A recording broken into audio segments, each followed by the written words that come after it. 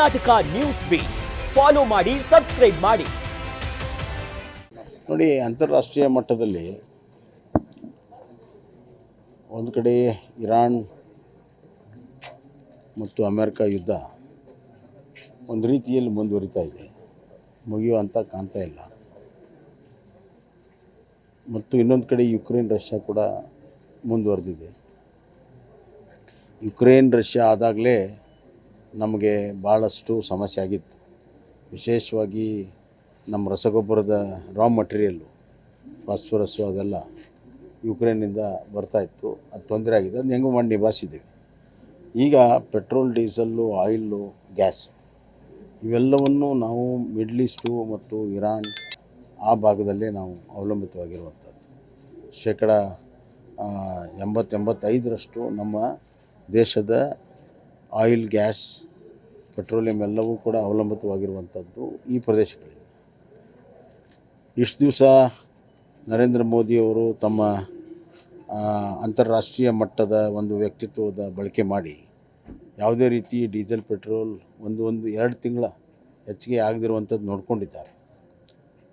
ಅದರ ಜೊತೆಗೆ ನಮ್ಮ ಆಯಿಲ್ ಕಂಪ್ನಿಗಳು ಕೂಡ ಸಾಕಷ್ಟು ಲಾಸಲ್ಲಿ ಮಾಡಿ ಜನರಿಗೆ ಕೊಟ್ಟಿದೆ. ಯುದ್ಧ ಇಷ್ಟರೊಳಗೆ ಮುಗಿತಿದೆ ಅನ್ನುವಂಥ ನಿರೀಕ್ಷೆ ನಮ್ಮದೆಲ್ಲ ಇತ್ತು. ಅದಾಗದ ಕಾರಣದಿಂದ ಬರುವಂಥ ದಿನಗಳಲ್ಲಿ ಸಂಕಷ್ಟ ಬರುವಂಥದ್ದು ನಮಗೆಲ್ಲ ಗೊತ್ತಿರುವಂಥ ವಿಚಾರ. ಇದು ಬರೀ ನಮ್ಮ ಭಾರತ ದೇಶಕ್ಕಲ್ಲ, ಅಂತಾರಾಷ್ಟ್ರೀಯ ಮಟ್ಟದ ಎಲ್ಲ ದೇಶಗಳಲ್ಲಾಗಿದೆ. ಈಗಾಗಲೇ ಎಲ್ಲ ದೇಶಗಳಲ್ಲಿ 8 ಪಟ್ಟು, 10 ಪಟ್ಟು, 20 ಪಟ್ಟು ದರಗಳಿದೆ, ಇನ್ಕ್ಲೂಡಿಂಗ್ ಅಮೇರಿಕಾದಲ್ಲೂ ಕೂಡ ಗ್ಯಾಸು ಅವೆಲ್ಲವೂ ಕೂಡ ಹೆಚ್ಚಾಗಿದೆ. ಮತ್ತು ನಮ್ಮ ಸುತ್ತಲಿರುವಂಥ ದೇಶ, ಅದು ಶ್ರೀಲಂಕಾ ಇರ್ಬೋದು, ಮಯನ್ಮಾರ್ ಇರ್ಬೋದು, ಪಾಕಿಸ್ತಾನ ಇರ್ಬೋದು, ಆ ಕಡೆ ಸಿಂಗಪೂರ್ ಇರ್ಬೋದು, ಮಲೇಷ್ಯಾ ಇರ್ಬೋದು, ಈ ಭಾಗದಲ್ಲಿ ಎಲ್ಲವೂ ಕೂಡ ರೇಟ್ ಹೆಚ್ಚಾಗಿದೆ. ಯುರೋಪಿಯನ್ ರಾಷ್ಟ್ರದಲ್ಲೂ ಕೂಡ ಹೆಚ್ಚಾಗಿದೆ. ಏನಾದರೂ ಹೆಚ್ಚಾಗದೇ ಇರುವಂಥ ದೇಶ ಈಗ ಉಳಿದಿದ್ದರೆ ಅದು ಭಾರತ ದೇಶವನ್ನು. ಆದರೆ ಮುಂದೆ ಸಂಕಷ್ಟ ಆಗೋ ಕಾರಣದಿಂದ ಮುಂಜಾಗ್ರತೆ ಕ್ರಮವಾಗಿ ನಮ್ಮ ಬಳಕೆಯಲ್ಲಿ ನಾವು ಮಿತವ್ಯಯನ್ನು ಮಾಡಿದರೆ ನಮ್ಮ ಮೇಲೆ ಬರುವಂಥ ದೊಡ್ಡ ಭಾರ, ಆ ಭಾರ ಮತ್ತು ಹಣದುಬ್ಬರವನ್ನು ನಾವು ನಿಲ್ಲಿಸ್ಬೋದು ಅಂತಂದು 4-5 ವಿಚಾರವನ್ನು ಅವ್ರು ಹೇಳಿದ್ದಾರೆ. ಅವೆಲ್ಲವೂ ಕೂಡ ಸುಲಭವಾಗಿ ಮಾಡುವಂಥದ್ದು. ಬಂಗಾರ ಖರೀದಿ ಮಾಡಬೇಡ್ರಿ ಅನ್ನುವಂಥದ್ದು ಶ್ರೀಮಂತರು ಇರ್ಬೋದು, ಯಾರೇ ಇರ್ಬೋದು, ಅದು ಅತಿ ಹೆಚ್ಚು ಖರೀದಿ ಮಾಡೋರೆ ಶ್ರೀಮಂತರು. ಬಂಗಾರ ಖರೀದಿ ಮಾಡೋದ್ರಿಂದ ನಮ್ಮ ಫಾರಿನ್ ಎಕ್ಸ್ಚೇಂಜಿಗೆ ಕೊಡ್ತಾ ಬೀಳುತ್ತೆ. ಅದನ್ನು 1 ವರ್ಷ ನಿಲ್ಲಿಸಿದ್ದು ಏನು ಅಂಥದ್ದೇನಾಗೋದಿಲ್ಲ. ಮತ್ತು ಮಿತವ್ಯಯ ಬಳಕೆ ಪೆಟ್ರೋಲ್, ಡೀಸೆಲನ್ನು ಮಾಡಲೇಬೇಕಾಗ್ತದೆ, ಅನಿವಾರ್ಯ ಇದೆ.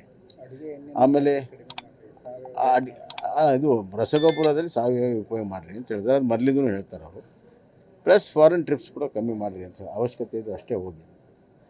ಹೀಗಾಗಿ ಕೆಲವು ಸುಲಭದಲ್ಲಿ ಮಾಡುವಂಥ ಇದನ್ನೇ ಉಪಾಯವನ್ನೇ ಹೇಳಿದ್ದಾರೆ ಅವರು. ಇಷ್ಟಾದರೂ ನಾವು ದೇಶಕ್ಕಾಗಿ ಮಾಡಬೇಕು.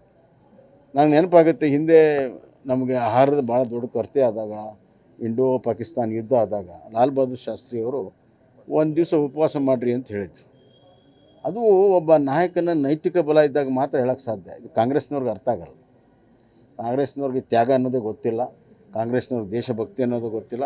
ಕಾಂಗ್ರೆಸ್ನವ್ರಿಗೆ ನಮ್ಮ ಜನಮಾನಸದಲ್ಲಿ ತ್ಯಾಗ ಮತ್ತು ದೇಶಭಕ್ತಿ ಆಳವಾಗಿ ಊರಿದೆ ಅನ್ನುವಂಥ ನಂಬಿಕೆಯೂ ಕೂಡ ಇಲ್ಲ ಅವ್ರಿಗೆ. ಆದ್ದರಿಂದ ಎಲ್ಲವನ್ನೂ ಕೂಡ ಒಂದು ರೀತಿಯಲ್ಲಿ ವಿರೋಧ ಮಾಡೋ ಸಲ ವಿರೋಧ ಮಾಡ್ತಾರೆ. ನಾನು ಹೇಳ್ತೀನಿ, ಕಾಂಗ್ರೆಸ್ ಸರ್ಕಾರ ಈಗೇನು ಇದ್ದಿದ್ರೆ, ಹಿಂದೆ ಇರಾಕ್ ವಾರ್ ಆಯಿತು. ಇರಾಕ್ ವಾರ್ ಆದಾಗ ಕೇವಲ 3ನೇ ದಿವಸಕ್ಕೆ ಪೆಟ್ರೋಲ್, ಡೀಸೆಲ್ ಖಾಲಿಯಾಗೋಯ್ತು.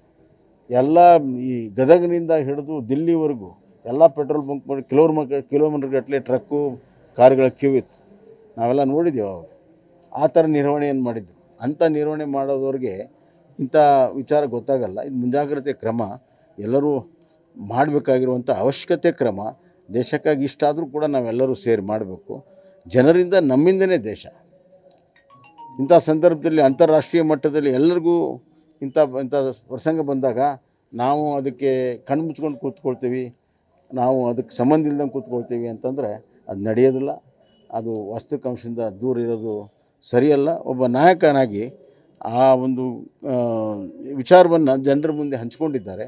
ಜನ ಸ್ಪಂದಿಸ್ತಾರೆ ಅಂತ ವಿಶ್ವಾಸ ಇದೆ. ಯಾಕಂದ್ರೆ ಹಿಂದೆ ಕೋವಿಡ್ನಲ್ಲಿ ಏನೇನೆಲ್ಲ ಪ್ರಧಾನಮಂತ್ರಿಗೆ ಹೇಳಿದ್ರು ಮಾಡಿದ್ದಕ್ಕಾಗಿಯೇ ಕೋವಿಡ್ ನಿಯಂತ್ರಣ ಆಯ್ತು. ನಮ್ಮಲ್ಲಿ ಪಕ್ಕದ ಚೈನಾದಲ್ಲಿ ಸಾವಿರಾರು ಸಾವು ಆದಾಗ ಇಲ್ಲೆಲ್ಲ ರಕ್ಷಣೆ ಮಾಡೋಕ್ಕೆ ಸಾಧ್ಯ ಆಯ್ತು ನಾವು. ಹೀಗಾಗಿ ಇದು ಸಣ್ಣ ವಿಚಾರ. ಕೋವಿಡ್ ಮುಂದಿನ ತ್ಯಾಗದ ಮುಂದೆ ಮಾಡಬಹುದಾದಂಥ ಕ್ರಮಗಳಿದ್ದಾವೆ, ಮಾಡ್ತಾರಂತ ವಿಶ್ವಾಸ ನಮಗೆ. ಕರ್ನಾಟಕ ನ್ಯೂಸ್ ಬೀಟ್ ಫಾಲೋ ಮಾಡಿ, ಸಬ್ಸ್ಕ್ರೈಬ್ ಮಾಡಿ.